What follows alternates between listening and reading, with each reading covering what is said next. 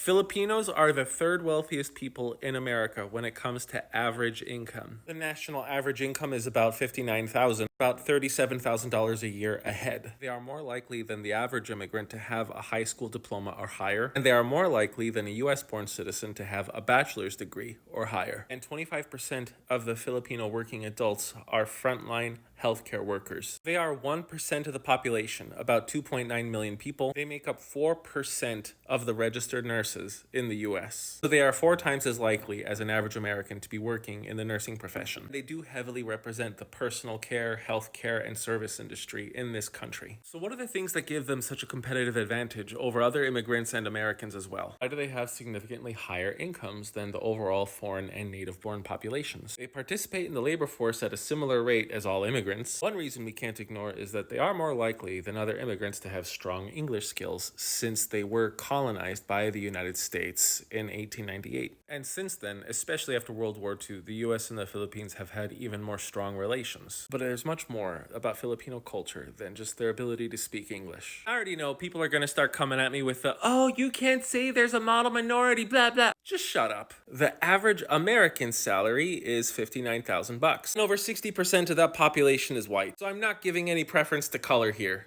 Immigrants in general contribute more to this country than the average American. They are more likely to start their own business and create more jobs. Not just by a little bit. They are 80% more likely to found a firm compared to US-born citizens. And immigrants, by and large, have much more stable families when they come to the US. The children of immigrants seem to do better than our kids. Immigrants built this country, they have made this country great, and they are helping keep this country great. Every new culture that comes into this country has something unique about it that makes us greater. I mentioned how Filipinos are in the healthcare industry, and that is one of the top 5 hardest jobs in the world. Like I said earlier, Filipinos only represent 4% of the nursing population in America. 26% of nurses who died from COVID-19 were Filipino. So the death rate for Filipino nurses during COVID were 6 times their representation in the entire nursing community. Why were so many more of them the ones willing to make the ultimate sacrifice during this crisis? Maybe it's